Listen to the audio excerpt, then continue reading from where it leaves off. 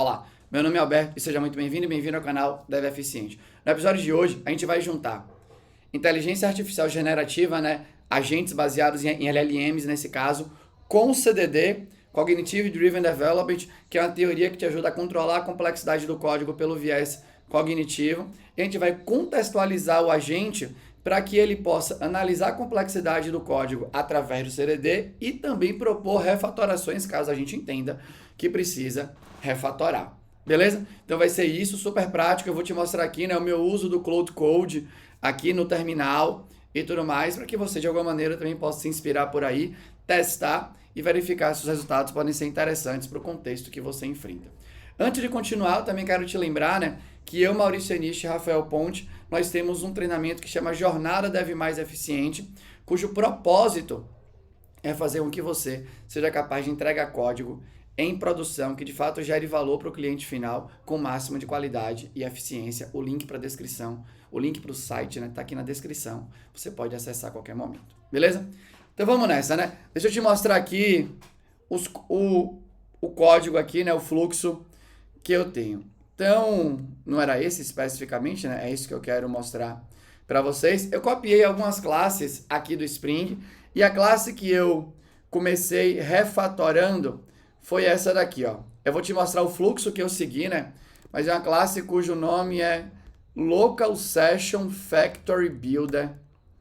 Aí, aumentei aqui a fonte, né? Então, eu vou só pegar esse nome aqui e eu vou só te levar ali para o navegador para você ver essa classe, como é que era o código original dela. Então, deixa eu te mostrar aqui, né? Então, aqui agora a gente está com essa classe, né? Estou aqui ela aberta no GitHub. É uma classe que, bom, tem as suas 460 linhas e você pode ver aqui, ó, deixa eu subir aqui.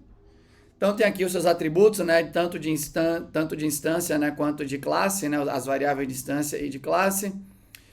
Tem aqui um métodozinho aqui, um construtor, né, com um ifzinho, mas tem, por exemplo, esse método aqui, né, que é o setJTA Transaction Manager, que tem os seus ifs aqui no modelo Hadouken da vida e tudo mais. Então você tem esse código aqui, né? Uma coisa que é interessante especificamente desse código é que é o nível de detalhe, né, de acoplamento mesmo na implementação, né? Verificando se tem uma implementação do WebSphere aqui, né? Tem uma variável, inclusive, que chama WebSphere Present.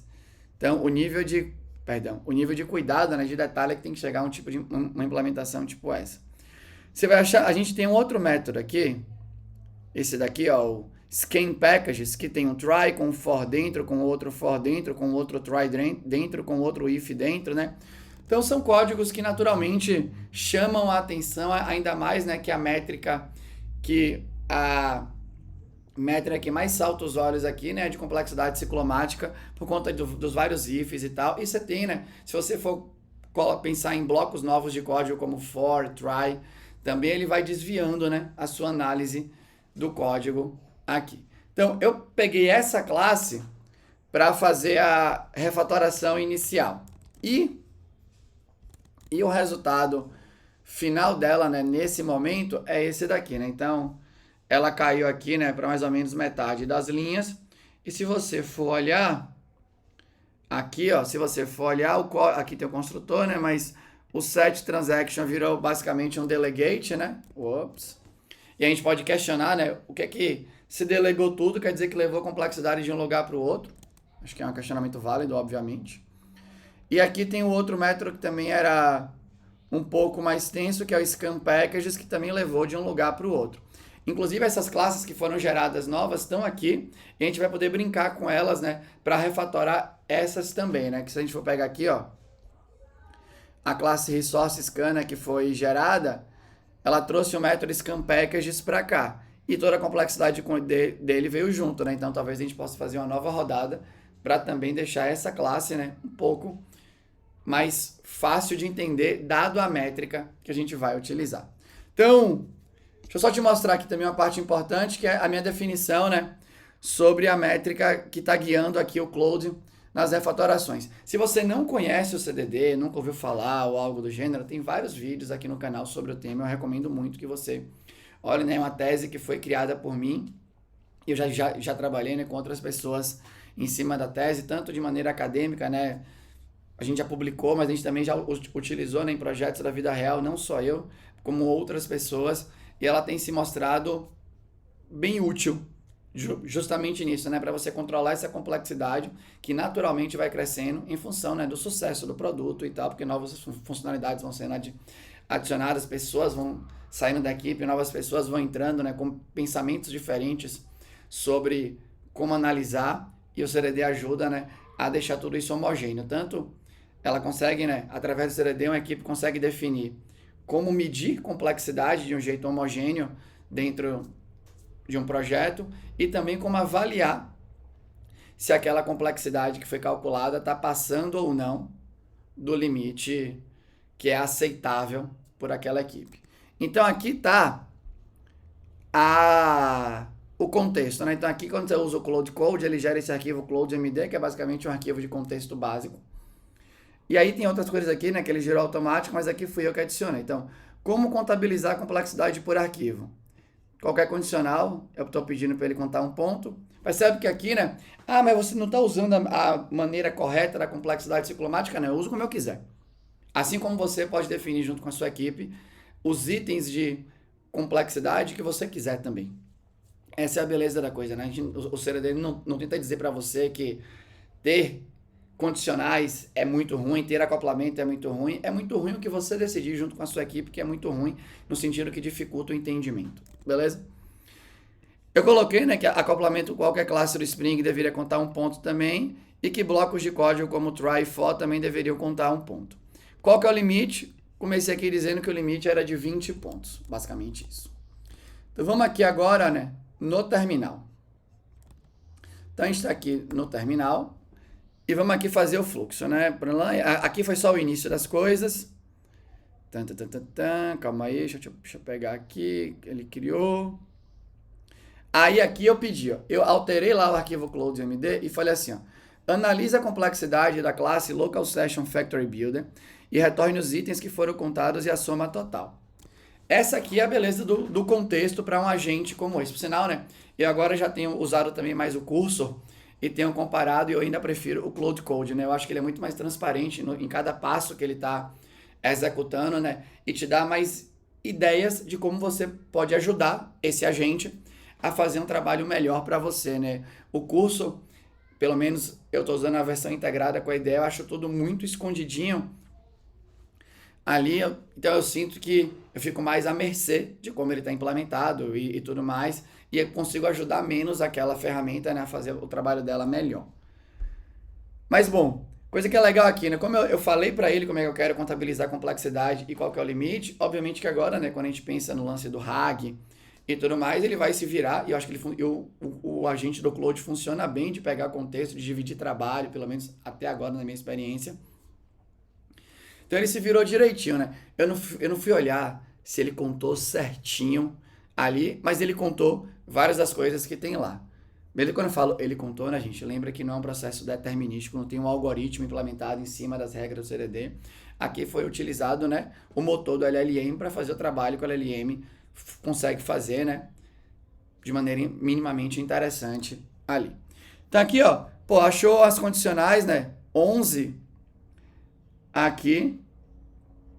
Achou acoplamento com classes do Spring, né? Aqui, ó, pode ser que esteja errado aqui, ó. 1, 2, 3, 4, 5, 6, 7, 8, 9, 10, 11, 12, 13, 14. Tem 16 mesmo, beleza? Achou aqui uns blocos de código, ó, 5 tries. Vamos ver aqui, ó, se tem 5 tries mesmo. Aqui, calma aí, deixa eu vir aqui. Só tem try aqui, né? Nesse último aqui. Então tem um try, 2 tries aqui, 3 tries. Cadê o outro try que ele achou? Cadê? 4 tries. Achei 4 aqui, ó. Ó, 1, 2, mas parece aqui no Ctrl F deu 5, ó. 2, 3, 4. Deu, perdão. Deu 5 mesmo, beleza? Então voltei aqui, né? tem 9 catches, 6 loops, talvez esteja ele daqui, a soma total, 47 pontos. Então a classe excede o limite de 20 pontos definidos no CloudMD por uma margem significativa, o que é verdade. Aí eu falei, beleza, qual refatoração você sugere para trazer para 40 pontos, né? Pedi para trazer para 40, nada demais aqui. Aí aqui, né, tá rodando o agente, então achou aqui a classe, né, tralalá, papapá, tentou mexer aqui no arquivo, eu descia, calma aí, perdão, aqui, né. Qual refatoração você sugere? Eu tava olhando ali, eu falei, uai, aquilo ali tá para cima, não, ele já fez aquilo. Então aqui, ó, subiu aqui uma tarefa genérica, que é, olha para essa classe aqui e sugira refatorações, né, baseado no approach de refatoração para reduzir a complexidade de 47 para 40. Aí ele sugere refatorar o método, extrair essa lógica aqui de escaneamento, extrair processamento, refatorar o método 7 para extrair. Essa abordagem deve remover pelo menos 7 pontos de complexidade. A refatoração mantém a funcionalidade. Aí eu falei, olha, essa refatoração não é a ideal, porque ele só pediu aqui, né, para extrair para métodos privados e tudo mais. Dado o jeito que eu tô guiando o processo de refatoração aqui, né, ter método privado, supostamente, imagine que eu sou uma equipe agora aqui. Para essa equipe que eu estou trabalhando, essa equipe definiu que pegar um método público que está grande e pegar o conteúdo desse método público e splitar em vários métodos privados, para aquele contexto, não facilita o entendimento. Então, é muito importante que você perceba essa parte. Para aquele contexto, não facilita o entendimento. Para você não interpretar que eu estou dizendo que método privado é inútil ou algo do gênero. Não. Pode ser que para a sua equipe, métodos privados, por algum motivo, facilitem o entendimento daquele código. Então, isso, de alguma maneira, deveria ser contado em refatorações que visam facilitar o entendimento. Beleza? Mas pode ser que para outra equipe, método privado seja simplesmente um desvio de atenção, porque a equipe, geralmente, quando bate o olho no método, quer ver o que está implementado lá. Beleza? Então, de novo, né? Acho que não tem certo e errado quando a gente pensa, né, em tentar produzir o código que vai se mostrar mais sustentável a médio e longo prazo, né? Um processo constante de análise em busca dessa eficiência, é isso que eu tento fazer aqui. Então eu falei, olha, que essa refatoração não é ideal. A contagem é para o arquivo todo. Extrair um novo método diminui a complexidade do método original em si, se eu for pensar, né, na análise estrita daquele método, mas não modifica na geral. Precisa extrair código para classes novas. Eu poderia ter deixado, inclusive, nessa recomendação lá no arquivo. Aí, beleza, ele saca aqui. Então, ele fala, vamos criar uma classe Resource Scanner, Transaction Manager, blá, blá. E Bootstrap Session Factory Invocation Handler aqui. Aí, ele começa o trabalho. Tralala, né? Vai que escreveu essa daqui, escreveu essa daqui. Aí tem que alterar agora, né? A Local Session Factory aqui. Faz aqui as alterações dele, né? Aí depois aqui. Deixa eu ver aqui. Calma aí. Faz aqui as alterações. Desceu tudo. Aí ele fala aqui, ó, os resultados da refatoração mostram uma redistribuição eficaz da complexidade, né? Na opinião dele. Na opinião aí da máquina. Então, arquivo principal, agora está com a condicional, tem um ponto, né? Acoplamento com Spring está com 11, blocos de código está com 11, está com 13 agora, né? E diz que tem uma redução de 34. E aqui está as classes novas que foram extraídas. E aqui ele explica o final, né? Então, e aqui eu botei o custo desse trabalho que eu tinha feito com o Cloud até aquele momento, tinha custado aqui, né, para a empresa, 0,83 centavos. Então, percebe que ele seguiu o processo. Só que se a gente for olhar, por exemplo, agora aqui, ó, essa classe Resource Scanner provavelmente passa do limite de 20 pontos. Vamos pedir para ele analisar. Analise a complexidade da classe Resource Scanner. Ops. Aí.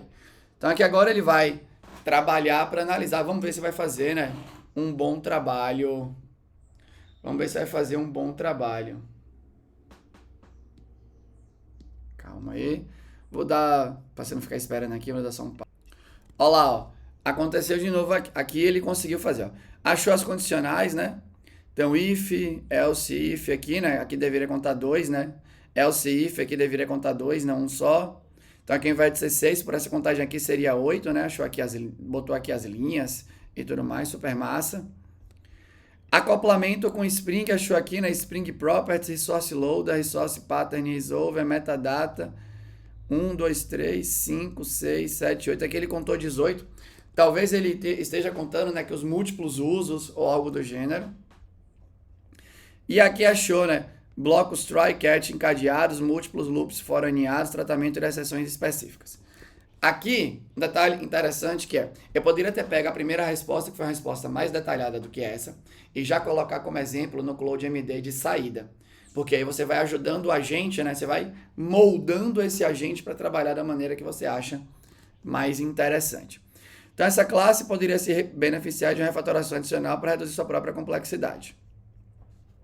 Me sugira a refatoração que você quer fazer para que ela fique com 20 pontos de complexidade. Então, pedi aqui, né, para sugerir a refatoração para diminuir essa complexidade aí. Vamos agora aqui, ó, analisar a saída. Olha só, né? Eu pedi aqui, né, me sugira a refatoração que você quer fazer. Então, como eu tinha falado. Ela sugeriu criar uma classe que chama Resource Processor para extrair a lógica de processamento dos recursos individuais, Entity Class registrar, para registrar as classes encontradas na configuração, Type Filter Match, para extrair esse processamento aqui, né, do método Matches, é que esse azul é ruim, né? Matches Entity Type Filter, e implementar uma Package Scanner aqui. Então, dessa forma, a classe atuaria só como fachada para esses componentes, né? Meteu até aqui um facade, não sei o que e tal. E aí ele mandou ver. Criou o Type Filter Match, criou o Resource Processor, criou o Entity Class Registrar, o Package Scanner. Veio aqui, ó, atualizou o Resource Scanner. Esse helicóptero passando aí, tal. E aqui no final, falou, né, que a refatoração foi implementada com sucesso, dividiu a classe original em 5 componentes, reanalisou a complexidade aqui, né? Então, se a gente for bater o olho agora aqui, ó, aqui tá a nova Resource Scanner, bem menorzinha. Então, ela tem aqui, ele fala que tem 0 sem condicional, sem bloco de código real, e o acoplamento tá com Resource Package Scanner, né, Entity Class Registrar, Type Filter Match e Type Filter provavelmente. Então, meio que acertou, né, na análise final ali. E aqui você vê as classes novas criadas, né, no código aqui, né? Então, tem um delegator aqui, né, para o Type Filter Match. Então, super. Se você for olhar, né, pensando até em responsabilidade, me parece que isolou bem a responsabilidade, né, como resultado da refatoração por peso cognitivo aqui. Na parte do Scan Packages, ele declara aqui, né, acho coisa legal, declara aqui os parâmetros, ou as variáveis, né, que ele precisa, e ele passa esses parâmetros aqui como argumento para frente, né? Um único perigo aqui, que eu tenho, por exemplo, um direcionamento de código, onde eu acho muito perigoso você passar parâmetros para outros métodos e esses métodos alterar o estado desses parâmetros. Se isso for feito, né, de maneira inadvertida, se você não tiver pensado nisso. Mas se você tiver deliberado sobre isso e criado esse acordo, né, se o método que está passando o parâmetro já espera que esses parâmetros sejam alterados, aí o jogo é outro, né? O seu código não quer ser pego de surpresa, beleza? E porque você tem esse padrão de alterar o estado de referências que foram os que chegam como parâmetro, em outros pontos, por exemplo, do Spring, quando você faz um validador customizado, você recebe um parâmetro onde você adiciona coisas naquela referência, mas ele já espera que isso seja feito, então você consegue se preparar para essas alterações. Então fez aqui, ó, e aqui ele tem o Package Scanner, que agora faz o scan dos pacotes aqui, e tem o Register Classes, que agora faz a parte do registro da parada em si. Então percebe que a gente foi capaz de guiar o trabalho da ferramenta através do CDD, né? A gente deu o contexto e a gente conseguiu sair do outro lado, beleza? Basicamente era isso que eu queria mostrar para você, né? E eu cada vez mais acredito que esse caminho é um caminho promissor para o futuro, as ferramentas vão avançar e o que vai diferenciar, né, a sua capacidade de guiar essas ferramentas, de você conseguir, né, dar o contexto específico e tudo mais. Quero deixar claro também aqui no final, né, aproveitando a trend aí, que isso não é, na minha opinião, vibe coding, que é dado o texto que o cara tweetou lá um tempão atrás, né? Lembra que vibe coding na teoria não é nada, é um pensamento de uma pessoa que declarou no tweet, e aí, né, e a internet como é, né? Todo mundo pegou aquilo, cada um tem a sua interpretação, e ninguém referencia o tweet original da pessoa, então eu estou referenciando aqui para lembrar que isso que eu fiz, comparado com o que aquela pessoa escreveu naquele tweet, não tem nada a ver uma coisa com a outra, né? Então, eu imagino sim, né, que no futuro, com a programação responsável, pensando em sistemas que de verdade tem que operar em produção, você não vai querer, né, de alguma maneira gerar algum tipo de coisa ruim para o cliente que vai fazer aquilo, que vai utilizar o seu sistema, né, e tudo mais. Mas eu acho sim que o LLM, né, que os agentes baseados em LLM, ferramentas que podem surgir mais sofisticadas do que isso, tem sim o seu papel relevante e que combinado com o nosso conhecimento vai nos capacitar cada vez mais, né, para entregar valor, entregar qualidade com mais eficiência, que é o mote aqui, né, de todo o nosso canal, de todo o nosso ecossistema, né, juntar o seu conhecimento e transformar esse conhecimento em valor de maneira cada vez mais rápida, prezando sempre pela qualidade, beleza? Era isso. Se você gostou, deixa um comentário aqui. Se você não gostou e tem um comentário construtivo, deixa aqui também, eu vou ter o maior prazer em responder, beleza? Era isso, até a próxima, tchau.